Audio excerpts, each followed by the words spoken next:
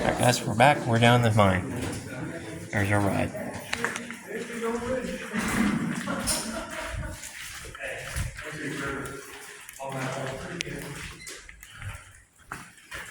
So, everyone here has just traveled about 1,600 feet into the mountain. That's a little over a quarter mile, or about 488 meters if my metric is correct. But no one here has actually gone down. Right now we're all standing about 8 feet higher than we were on that platform back outside. Now, the tunnels are dug at this upwards grade for two important reasons. The first, all of this groundwater around us. All of this here is natural groundwater that flows up out of the earth. You'll see rainwater a couple days after it falls, but only then if it falls heavy enough. All of this water will continue to flow every moment of every day in any underground mine, making it a never-ending effort between keeping all of the water out and the miners inside. Here, that problem was solved easily, cheaply, and efficiently by simply having them pump the water out of the lower levels of the mine up to this one here, and then have it be allowed to flow naturally on its own out of the mine going down this slow grade via gravity, than it was them to have to pump the water directly out of the mine through, say, the portal. That's what the ditch you're going to see next to the rails later on is for. Gravity also played a part in the other reason behind this elevation, that it made it easier and more efficient for mule power, and as you've all just experienced motorized power, to take equipment out of the mine going down this slow grade, as well as coming back in on the uphill, rather than going out over even level rails. Believe me, there is actually a difference. Now, when the mine was operating, the equipment that was being taken out of it was mostly going to be loaded cars of coal, which would have been staged to be taken out of the mine in an area like this, called a passing branch or a siding. This area is meant specifically for loaded cars being brought up from the lower levels of the lower levels of the mine via the shaft, which would have then been rolled here and staged, often in huge chains or trips as they're referred to, of upwards of 30 cars at a time using both of these sets of rails. Now, in order to bring all those cars here from the shaft, they would have used a device called the Go Devil, which I can show you in just a second. But before we get up there, I want to point out the smallest set of rails you can see inside of the proper gauges ahead of us. Those are important for understanding how the Go Devil worked. But if you follow me, I can actually show it to you.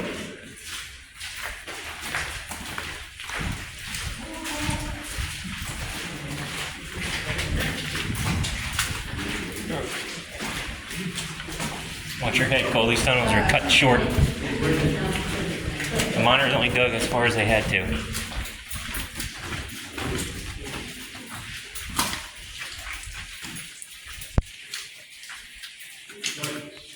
Oh, siding. Let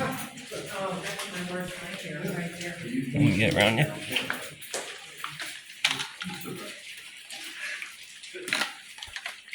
Get some water in real quick. Alright, so the Go Devil was this little four-wheeled cart. This would, as you can see by the way it's displayed, ridden on top of the smaller gauge of rails, and in doing so fit underneath the cars of coal. It would have grabbed onto them, moving them from the shaft here back down to the passing branch. More importantly, however, this was once powered by steam, alongside almost every other piece of machinery you would have seen here inside of the mine prior to 1931. After which you're seeing systems like these Go Devils begin to transition to the broadening electrical power, and smaller, more man-held tools switching over to pneumatic air power. However, steam still remained of importance to the mine because it was nowhere more so important than powering its beating heart, which was the shaft just up ahead of us. Now, when we make our way up there, feel free to spread out if you want a little elbow room for this next part in front of that iron fencing up there, but if you follow me, I will tell you all about it.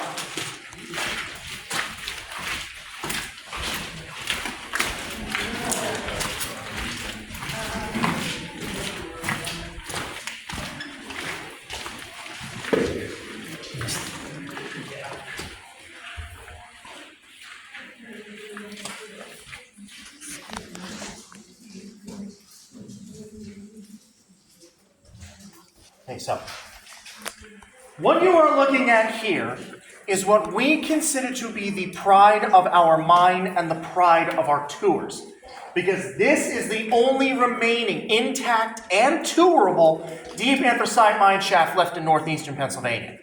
Now, we consider this to be a two-compartment shaft based on the simple fact it has two controllable elevators. Now, note of these elevators is that the miners didn't actually control them from here inside of the mine.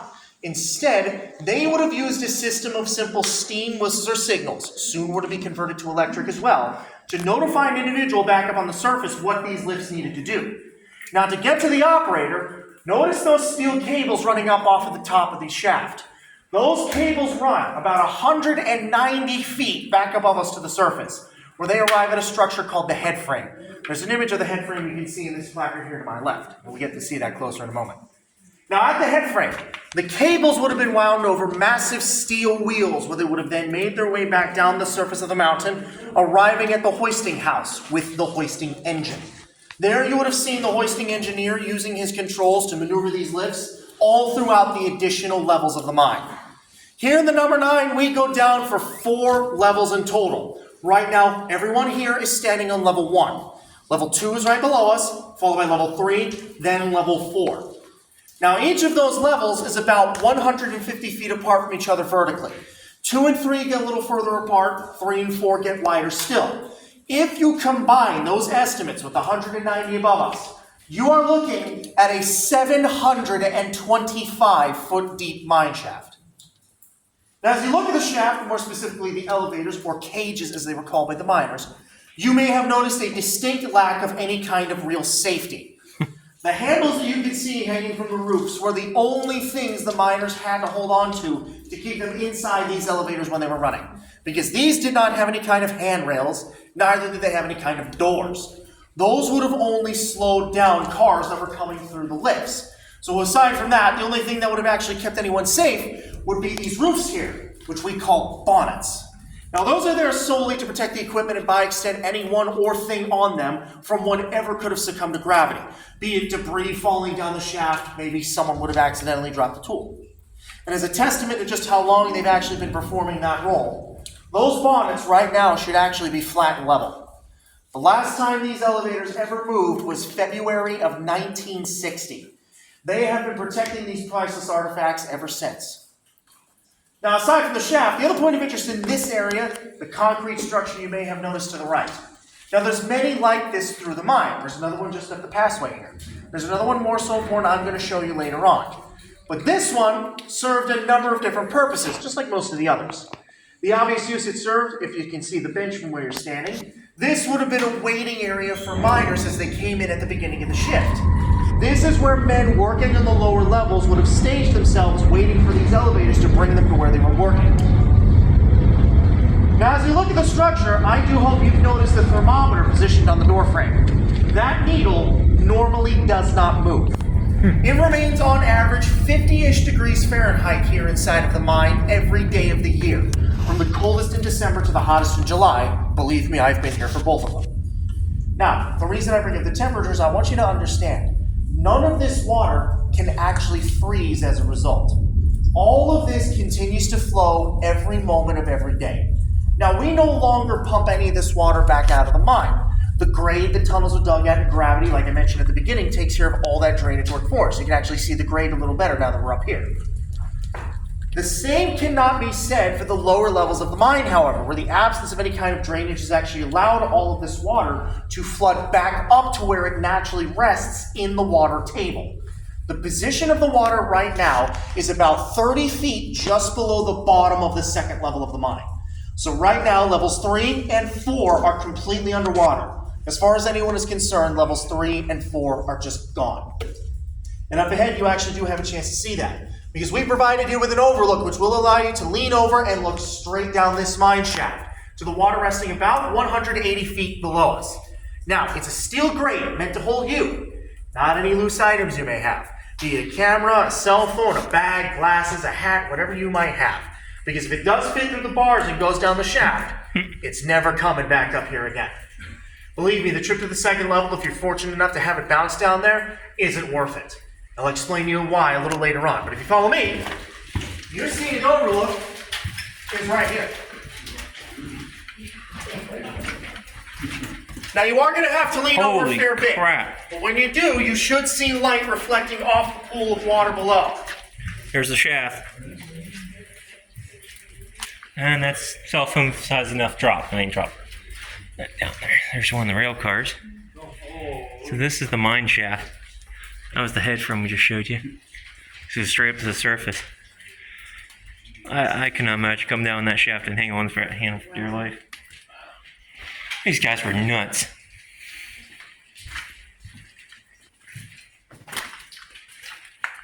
Tool room.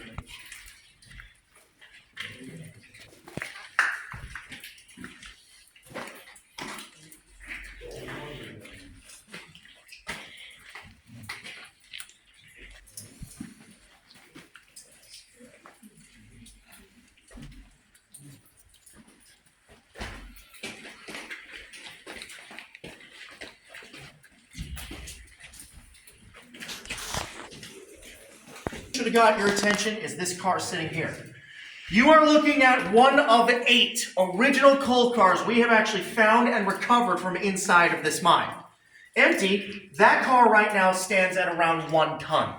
It could hold a minimum of 5 tons for whatever you could fill it with, be it rock, coal, equipment, or even men, because that's one of the ways that would have actually brought miners inside of the mine, the same way you all did in a modified car, just without the roof, cushion seats, or comfortable suspension. Now that car is resting on top of what we call the transfer table. You may have noticed the shaft has 2 elevators, but back here there's only 1 set of rail. So what would have happened when an elevator arrives at this floor, the loaded car it was carrying rolls out the front down to the passing branch. That car needs to be replaced. So what's going to happen back here is a man at these controls is going to move this big Go Devil down this line of rail. He picks up an empty coal car from what would have been a staged line of empties set here in this tunnel, and he would move it onto the transfer table. And from there, he is able to shift that car to either the left or the right to go on whichever one of those 2 elevators should be here at that moment. Now, once that car was loaded and secured, it's sent down to wherever it needs to go to be filled again.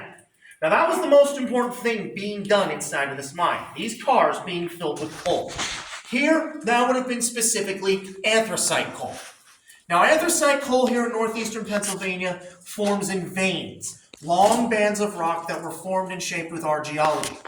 To go along with that here in northeastern Pennsylvania, we are home to the single largest anthracite coal field on Earth.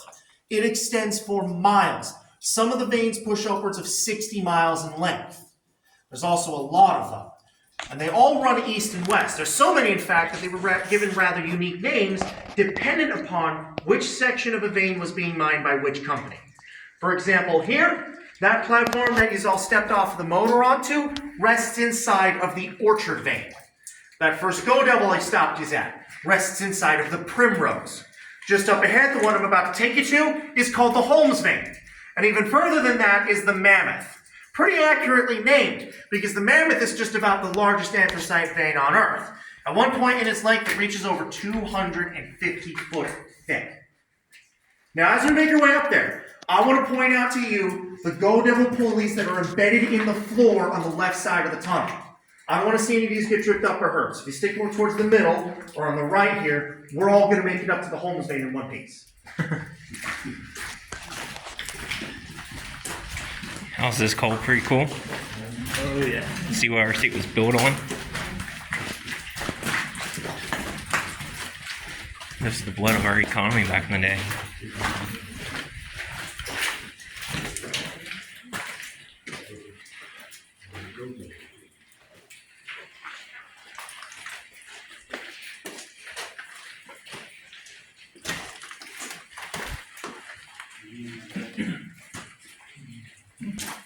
So, that section of tunnel behind you there, leading to this one here on my left, is the actual Holmes vein of coal.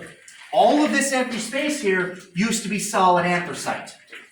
Now, the Holmes vein only averages around 4 to 5 foot thick here inside of the Panther Valley. The veins can vary wildly in their widths and thicknesses as you go along their lengths.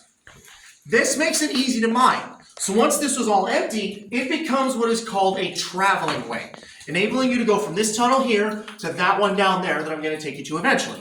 More importantly, it served the purpose of its name, the mule way, because this tunnel here is how they would have transported the mules between the different levels of the mine. They had to walk them down. Those animals are not allowed to be put on those elevators at the risk of them getting injured. If that was to say throw out its ankle, that would be the exact same thing as if a wheel flew off the motor while we were coming in here. Now, remember I did say the trip to the second level isn't worth anything. That rings true today as much as it did back then. This passageway goes down for about 200 feet at a roughly 20-degree angle. It reaches a landing, it turns around, then it does the same until it reaches the second level of the mine. It used to actually be a flight of stairs, which have since been well eroded over the years by all this groundwater. But my best guess when the stairs were intact is that each individual step used to be somewhere around this tall. That was not a fun trip for anyone then or now, and it gets especially worse when you consider the people who most often had the responsibility of leading mules down that passageway were oftentimes not much older than him. What I need you to understand is that these coal mines are often far older than the many safety organizations and laws that oversee modern mining in the states here today, be it AMSHA, OSHA, Common Sense, or in our case here, child labor regulations. At the height of this industry, every man and boy who lived in a household around a mine would have either worked for it or in it in some capacity. His working life in the coal mines would have begun at its youngest between the ages of 6 or 7. Now, kids this young never would have worked underground. They instead get to work back outside on the surface, inside of the coal breaker. The coal breaker was a massive building positioned just outside of the mine where all of the coal was taken to be processed after it had left the mountain. What he is doing there is working as what is called a breaker boy. Now, it was his job, alongside about 7 to 12 other boys his age, to sit inside of the coal breaker. They're all sitting either on top of or next to a number of different chutes, not too different in size from these go-to tracks here in the center of the room. Their job as a breaker boy, reaching inside of this chute into a flow of rock and coal. Imagine all this gravel here was moving towards me. They reach into that flow, and their job as a breaker boy is to pick out anything from it that is not anthracite coal with their bare hands. Be it rock from the wall, debris from timbers, and possibly a piece of the breaker boy sitting in front of him. And that I do mean, because it would not have been uncommon to see a breaker boy like this missing part of a finger, if not most of his hand. As they were not permitted to wear gloves back then, neither would they have ever even been able to afford them. If you go by those photos of the breaker boys we have, those laminated ones on top of that display case in the museum you can look through on your own, you can actually see a breaker boy missing his leg at the knee. And they do also account for the youngest deaths to occur in this industry as well. The youngest ever, 6 years old. Now, as they get older, they work a number of different jobs. Once a boy hit his teen years, he gets to work inside of the mine. This example here, you would see him probably somewhere between the ages of 14 and 16. He's what we call a mule boy. His job is to simply lead this animal and any cars it carries all throughout the mine he can get to. Essentially, he's doing all the work that the motor does now. But as you look at the boy, I do hope you've noticed what's on his head. Because that is not a hard hat. That is a simple canvas cap. Not meant to hold, or I should say, not meant to protect his head, but only meant to conveniently hold that little headlamp there on the front of it. That is an oil and wick kettle-style headlamp. That would have produced a roughly 2 to 3 inch tall yellow flame that would have been his only source of light for his working day prior to the introduction of the carbide lamp and then examples of our more modern electrical headlamps. Now, as you think about that flame, I would ask you to consider this. Why would it be extremely dangerous for him to have any kind of open flame here inside of the mine? Gas. Cold. Gas is the most important and dangerous thing you inspect a mine for.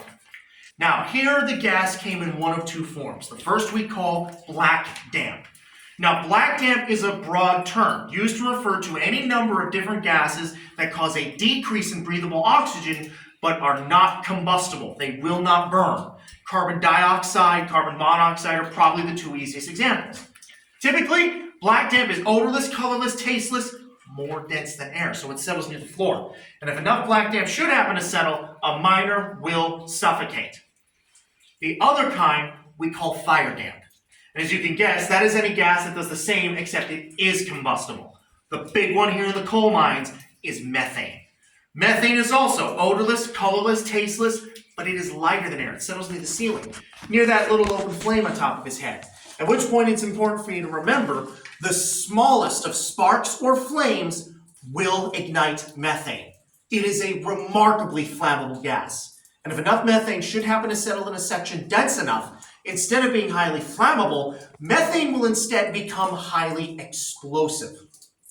So how best do you think they would have protected themselves? My guess is you may have heard of the canaries in the coal mines. While that was true, the nature of a coal mine like this doesn't really permit the usage of the canaries. By the time we opened in 1855, this mine was already too modern for them to even consider using the birds. A miner can't even hear it, let alone spare the few moments he needs to look over his shoulder and see what it's doing up in the cage. That problem was solved in 1855 by an English chemist named Sir Humphrey Davy. Please excuse me. Now, Davy created what we call the Davy lamp. You can see some Davy lamps back in the museum. That was the very first version of what I have here, the modern flame safety lamp. How this works is exactly the same as what Davy conceived of now almost 200 years ago. So how this works by design is you have a small flame here inside of a glass cylinder. Now, Davy's lamp didn't have the glass. The whole thing was instead made of steel. Around this flame, you have fine steel screens. There's some here in the lower band, and there's larger ones here in this section in the top. This allows air and gas to flow into the lantern and affect this flame in a way a miner is able to accurately tell what kind of gas is present and how much. The two things a canary would never be able to do.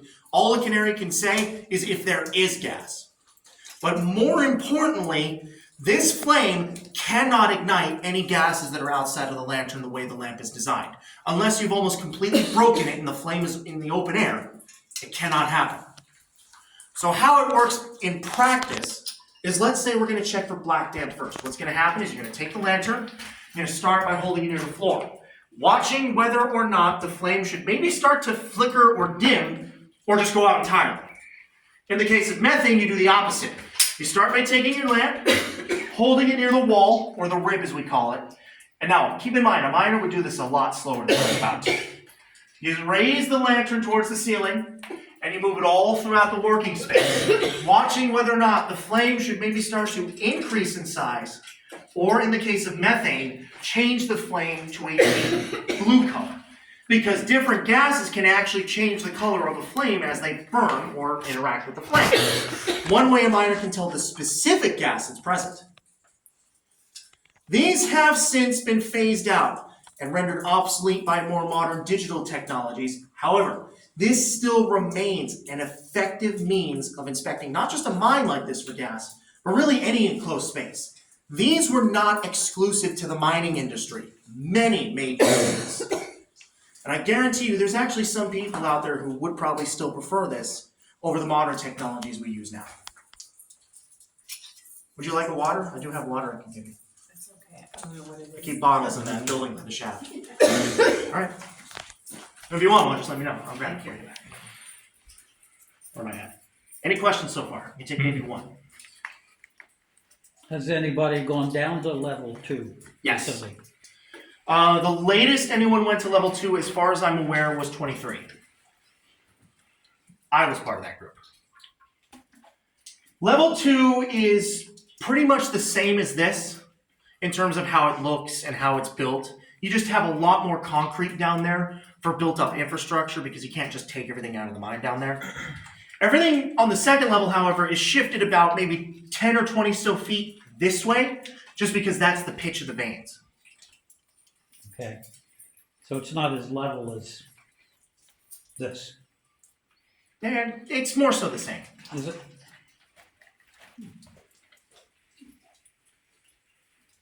All right then, we'll move on to our next stop, which, as I promised, is the other side of our traveling way here. Now, as we make our way on through, two things. Number one, please watch your heads. This tunnel is the second lowest point on the tour. More importantly, please watch your steps. This is where I do see people often get tripped up on the tour. Now, I've never actually seen anyone fall to the floor yet, but I would rather that not change today. All seriousness, just do please take your time and be careful, all right? So, if you'll pardon me, then please follow me.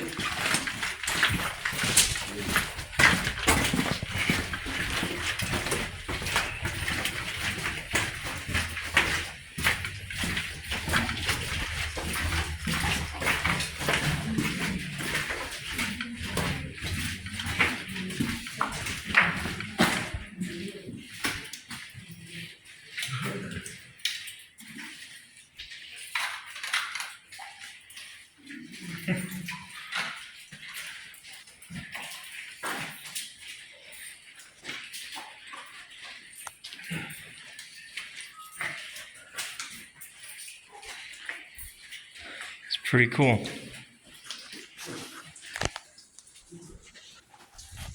The 4 lights, were the miners also wearing the little flame on their hats, or? Yes. Okay. That would have been what you can consider a standard issue headlamp. I'll talk about that more a little later. All right, now it seems everyone's here. What you're here to see in this area is what's in the ceiling behind me. This is called a miner's chamber. This is where a lot of the actual mining of coal would have taken place, in little chambers like this one, because as you can see, as I shine my light on the base, it's built right into the coal vein. It's going up as the coal makes its direction upwards. So, the work would have begun down here, at the base of the chamber, where a miner and his tools and his gear and his crew and his laborers were all set, staged, so that they were ready to go. And once they were, they're going to start by climbing a ladder, which would have been built behind me, and then they head up into the chamber. As they are climbing, they are checking the strength of their timbers. They are checking for any loose rocks that can fall down, and they're checking for those gases. Once they were safely up into the chamber with the next stop of coal they were going to get, they then set about their work, using tools like some of the examples you saw before to drill holes into the rock and drill holes into the coal. They would then pack all those holes with explosives, wire rig those charges, and then retreat back down here to the base of the chamber. Once down here, it's a simple matter of fire in the hole, as loud as they can shout it 3 times, alerting everyone around. Blast is about to go off. They scramble for cover, and they wait for those explosives to detonate. That's actually how all of this was made. Now, I'm sure you may have an image in your head of a dozen or so men in a section of tunnel like this with pickaxes and sledgehammers and shovels just nipping away at the walls. That's more for the small scale work, the cleanup work. What you do, you drill a hole, you pack it with dynamite, and then you set it off and clean up. As you look through the rest of the tour, on the walls and the ceiling, you can actually still see all of the drill marks that are left over from when they were mining. So once the dust had settled enough, just so they can get back to work, they would then climb back up into the chamber. As they are climbing, they are again checking their timbers, they're checking for any loose rocks, and they're especially checking for fire damp, methane. Because what I didn't tell you back there is that methane gas actually forms naturally as part of the coal. They let out the methane through the simple act of taking rock away from the mountain as they mine. So once this chamber was safe for them to work again, it's on to the next step. Sending the up to 10 tons of loose rock and coal they had just freed from the mountain down this chute here, which leads straight up to where they're all working. That material would make its way down to gather this end here, which we call the battery. This bottom section here, which would see another member of the crew using this gate that's inside it, that is called a checkboard. He uses that to regulate the amount of material flowing out of the chute into the coal cars that would be waiting where you're all standing. Once the battery, the chute, and the chamber were all emptied and cleared, the miner comes back down here to the base of the chamber one more time. He's going to grab some of these timbers he brought with him, head back up into the chamber. He's going to square off and secure the new area that he had just cleared. He's going to build the chute up to where he's going to work next, and he's then going to get ready to do all of this work up to 2 to 3 more times for the rest of his 10 or 12-hour shift, which would have taken place 6 days a week. Sunday was the only expected day off a man had, because that's when everyone goes to church. Here in the 9, compared to the rest of the region, we were a mid-sized mine. We ran 2 10-hour shifts of anywhere between 200 to 250 men at its peak. Behind me is what is to be considered a completed example of a miner's chamber. This one runs up into the mountain for about 100 feet at a roughly 45-degree angle. Given how we understand these chambers can build, so long as there is actually a decent enough amount of coal for them to mine, they are going to keep going. These chambers can get far larger than this, even go at a straight vertical pitch.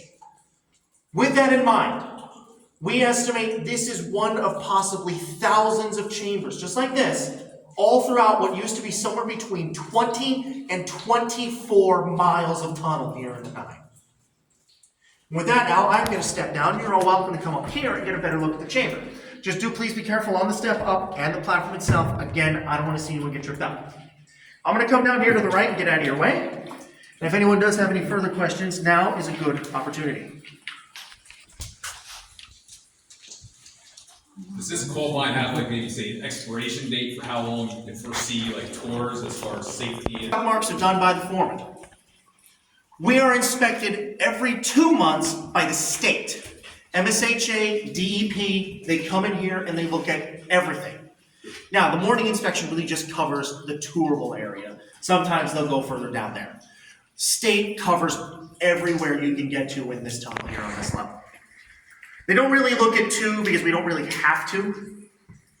But still, if we go down to level 2, it's as necessary.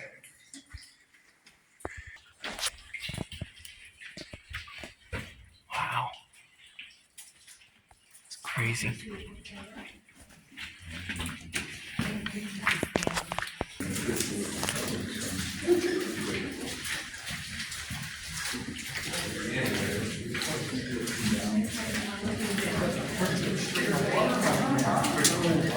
It is. That's just worth it. Just watch it. Just a little slip. No, these aren't slipper proof. I know it's weird for hiking shoes. Now, I'm here to talk about coal. But if anyone is interested, right here is actually a massive vein of quartz crystals. This goes right through the wall and comes out behind where I was standing when I was talking about the shaft.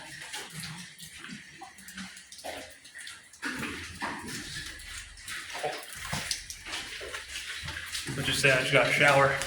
Me too. It's very cool. I've been getting a shower the whole time down here. We should have brought a raincoat. Bring an umbrella. Ain't that bad luck to open it up inside? I don't understand what counts as inside. We're inside a mountain. I've already heard enough horror stories about mines.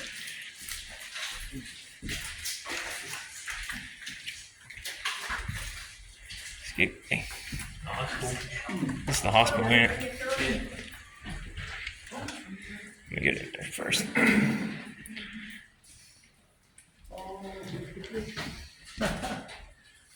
So given all of the context and history that I've spoken on so far, I do feel safe in assuming that you don't think healthcare mattered much at all here inside the mines. For a time, it did not even exist. Now I'm talking prior to, say, the year 1890. Let's say for the sake of setting up an example I'm going to come back to a few times.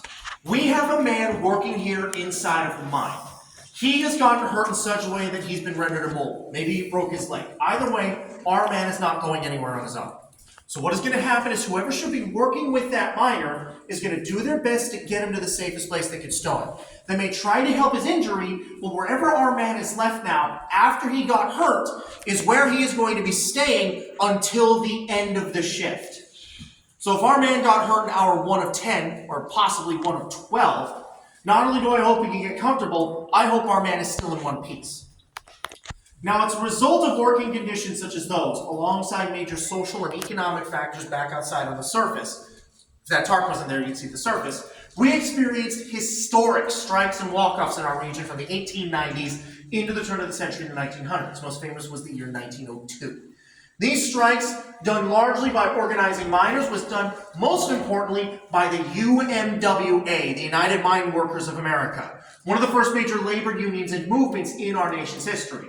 Now, the union used these strikes as their chance to lobby for several key points, the 2 most important of which would have been number 1, a more standard form of pay. As I understand in most cases, these men were not even paid in an actual legitimate form of money. The example you may have heard of coming from the museum being the company script.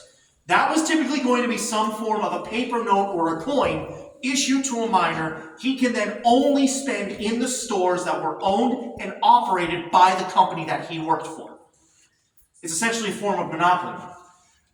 Now, while that was the case for some mines, throughout a majority of the region, such as here, for example, they still worked on the script, except they instead chose to use it as a form of a credit system, where rather than just paying a man directly, they would instead make deductions of that miner's expenses from his pay prior to issuing it to him. Now, for a better breakdown of this, I would point you to the company store because they've been back to the museum, because there's a sheet around there that actually breaks this down by the numbers. Those numbers are what we call the bobtailing of a check. That is all of the deductions made from a man's pay. If you go by that example, we have a man in the week having earned $35 and some change. After the company makes its deductions, that man only walks home with 13 cents of that. That is the reason why we saw such a prevalence of children working in these coal mines. In most cases, the families were in desperate need of anything they could bring into the house. Because let's say, for example, our man who got hurt down here doesn't actually make it. What is going to happen is the exact same thing. That man's body is going to remain inside of the mine until the end of the shift. The coal is the only thing that mattered down here, and in any mine like this.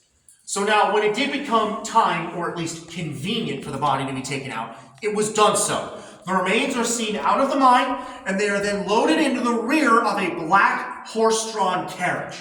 It was called the Black Maria. There's photos of this in the museum. The man's body is taken back to the family home, and he is then returned to that family by simply having the company man take the body out of the back of the carriage and just leave it somewhere on the property. Usually they would have just deposited the body on the front porch with a simple knock on the front door. I was fortunate enough to have a guest on one of my tours actually tell me that from her own memory. I had an older woman explain to me when her grandfather had passed in a coal mine like this. When it came time for his body to be returned, the company men in this case actually brought him inside of the house. But instead, they come to find they had just left his body sitting on top of the dining room table. Now, should that family also have happened to have been living in a company-provided home, and that was the only person who was working for the company, and now he was deceased, the body was then returned to the family now with a notice from the company. That they had anywhere between 24 to 72 hours, sometimes it was even far less than that, maybe less than 10 minutes, to either replace the dead miner, start paying bills again, or be evicted from the home. And the companies did execute those evictions back then because depending on the size of the mine, they were either able to wield influence over local law enforcement, or they were actually able to field and maintain their own private police forces. Working for these mines often became a vicious cycle of debt and repayment, and oftentimes it was engineered specifically to be that way. Judging that system by the terms and understanding of history that we hold now, most would probably consider it another form of indentured servitude, essentially paid slavery. And even back then, they were well aware of that. Because out of the numerous folk songs to come from the coal region, the most famous of them all is probably the one titled 16 Tons. In that song is a lyric, I owe my soul to the company's store. And that was nowhere more so true than for the immigrant miner who had been coming here largely from Europe at the time, which would have included people such as the Dutch, Welsh, German, Polish, Czech, Slovak, Lithuanian, Ukrainian, Austrian, Italian, Hungarian, the Scottish, and especially the case for the Irish. Now, what do we see come from this? After the Union has its way, number one, the miners are now paid in actual US dollars. And that pay was based upon a sliding scale that was proportionate to what the actual price and demand of coal was at that moment. Now I'm taking that quote directly from the movie about the UMWA that we have available to watch in the museum. What happens to the families now? They can no longer be evicted from the homes. And they also had to receive proper compensation depending upon what had happened to their miner. What happens then to him? Well, if he gets hurt severely or killed here inside of the mine, what happens? All production is stopped until the body or the man are safely taken out of the mine and seen to by the proper authorities. Now that kind of leads into the other thing the union wanted most out of these strikes, an improvement to the working conditions of the average man. Amongst the things you see come from that is the introduction of actual hospitals into the mines. Now, the typical mine hospital would have looked nothing like this. It was instead going to be a kind of stone or wooden shack built into a well-traveled walkway where they would have taken and left the wounded after they got hurt. In fact, that's what this used to look like. You are looking at the refit and upgraded version of the Dr. Young Memorial Hospital. This building was first opened in May of 1931, and it is named in honor of Dr. J.H. Young. He was the company surgeon for LC&N, Lehigh Coal Navigation. That is the company that at one point in history had its hand in every coal mine that ran here in the Panther Valley. Now, they named it in honor of Dr. Young because he had taken it upon himself to personally train the first on-hand staff that would have been able to take care of a man when he was brought in here. Understand, however, that would have never been an actual nurse or doctor. They cost money, a lot of money. So instead, Young had trained the foremans and other miners working close by enough that they could render aid when someone was brought in here. To what is arguably one of the most advanced hospitals you would have seen in a mine like this for that time. Now, I understand it doesn't look it now, but when this was operational, this facility was maintained a clean coat of white, and the interior was kept as clean as possible. It had beds, cots, and benches to get the wounded up off their feet and off the floor.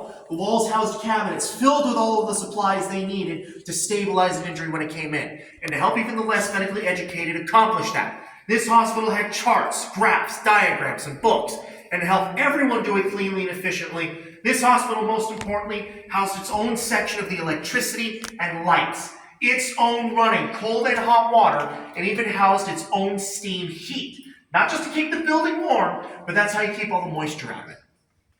Many, many, many lives were saved inside of these walls here. But understand, many were also lost.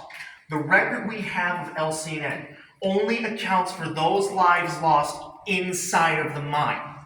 That list consists of 67 confirmed dead. Men and children of all ages lost their lives working in these tunnels. The youngest on that record was a boy by the age of 15. He had been run over by a coal car. In fact, that was the second leading cause of death, equipment-related fatalities such as his, right after tunnel collapse. Whew. That's my longest section.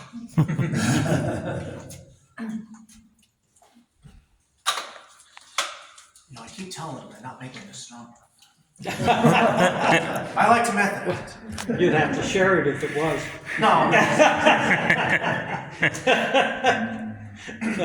Before we move on from this area, I want you to consider one more time the wounded man example. Now, let's say two more things for that. Number one, hospital doesn't exist yet. Number two, he was working specifically in that chamber that we came here from. Now, he's been brought to the base of the chamber by his working partner. Now he's left with two options. He can leave the wounded man on that side of the rail, but down there, there's no room. He's going to get run over. So now he has to leave him over here, in the driest part of the ditch he can find. But he's still leaving him in the cold, wet mud and muck. But more inconveniently to our wounded man, he had to be left down here in the dark. Would you like the chance to see how dark that was? Sure. Now I do genuinely ask, because if anyone should have an issue during this segment, please speak up even if I am talking, and I will turn the lights back on immediately, all right? It would not be the first time, so if you need to, please make yourself heard. So, pardon me. Stay right where you all are, stay tight with your groups. How long is it going to be done?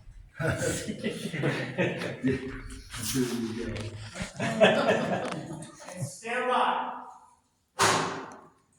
Whoa. Whoa, baby.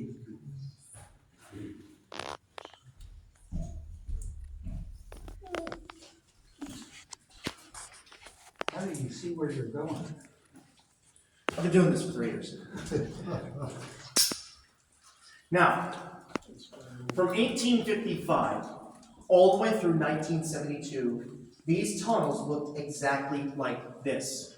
They were completely pitch dark.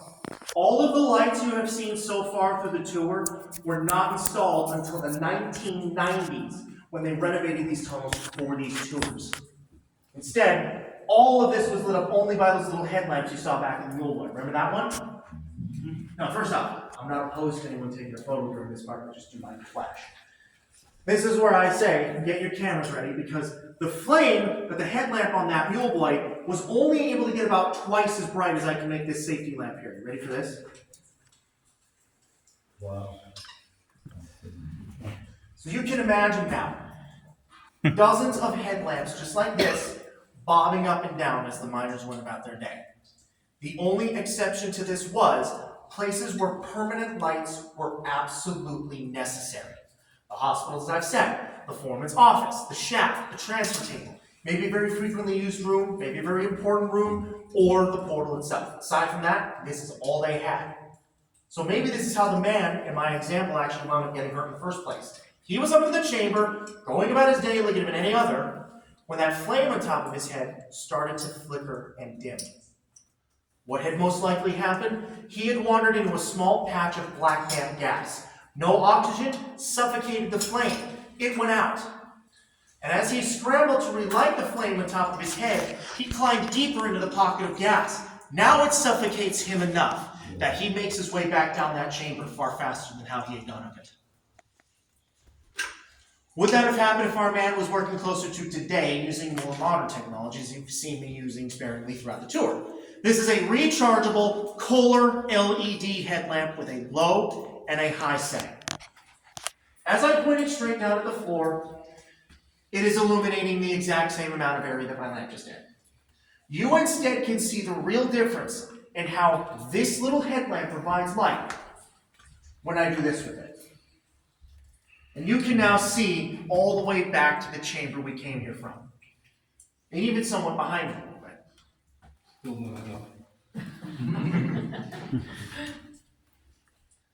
I'm waiting for the day I do that and there's something standing there. I was thinking. We're gonna actually find out here in a minute. I've turned on the SLS camera here in a couple minutes. Oh, Good Lord. Lord, need sunglasses now.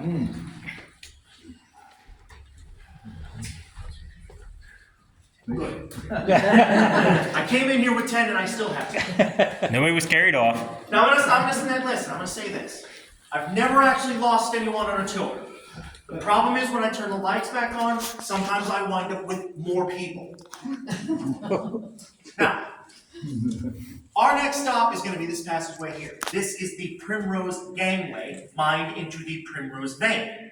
Just watch your heads as you come on through, because this steel beam here is the lowest point in the tour, and I can smack into that with my helmet on. But if you follow me, there's two things in here I do want to show you. Originally, it would have all been wood coal, wood boards and everything, but this is modern 19-ish. There it is.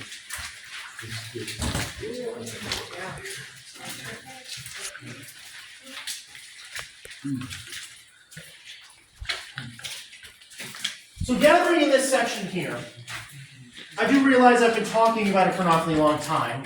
I really should have shown you a better example by now than that little one back in the chamber. So to make up for that, I'm going to direct your attention here to the corners of the ceiling, where you can see actual anthracite coal still left in the mountain. Yeah. That shiny black rock reflecting my headlamp is what paid for the entire party. And this is a good demonstration of the nature of the vein too, which averages around 9.5 to 10 feet wide here in the Panther Valley. So you can see the coal goes all the way to the corner behind me, all the way across the gangway. There's another section here, but as I shine my light over there, it gives me a good opportunity to talk about something that I get asked about a lot on my tours. That's about him. Now, one of the things miners did want here inside of the tunnels with them were the rats. They do the exact same job the canaries do, just better. Because they aren't a little bird kept in a cage hanging off the wall somewhere. The rats are scampering around along the ground. They are vibration and pressure sensitive animals. Rats can feel if the wall or the ceiling are about to come down. So if a miner is working in a section and he looks down and sees a dozen or so rats hauling it past him to get out of that area, he drops everything and he follows them and doesn't question it because those rats probably just saved his life. That's why this coal is still here. Tunnel collapse. They can't take out every last gram of it, because if they do that, the mountain is coming down.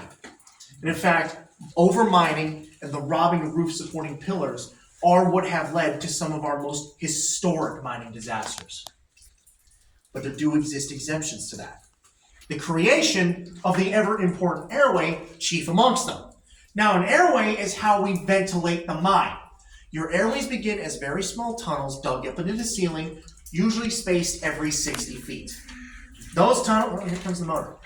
Those tunnels are dug straight up vertically, usually to a height of around 90 feet, where they then connect to another horizontal tunnel like this one, smaller still, that the miners called a monkey way. That would connect every airway they can and lead them all the way back to the mine's air shaft. Imagine that one over there from before, just without any of those elevators inside of it. The air shaft is fed directly by the mine's fan systems. Massive steel structures that would have blown air into the mine while also having another set of fans that took contaminated air, gas, and dust out of the mine, circulating the oxygen. If we didn't still have a functioning mine fan system, we would not be able to go this deep inside of the mine today. In fact, that is what is going in our new building that's under construction back outside. We have come into possession of 2 former mine fans from the old Dorrance colliery around the Wilkes-Barre area. Those fans are set to hopefully be displayed by the end of July at least. So book your tickets now, folks. That won't cost anything yet. That's a joke. So, your airways kind of look like this over here. Now this one only goes up to a height of around 60 feet, but it averages 24 inches square wide. I encourage you, take your time getting a good look at that airway there. While you do that, I'm gonna get out of the way, and I'll Wow. the go down for you. That's crazy. Go look at that, Cole. Alright guys, I think that'll be it for this video. Stay curious, stay adventurous.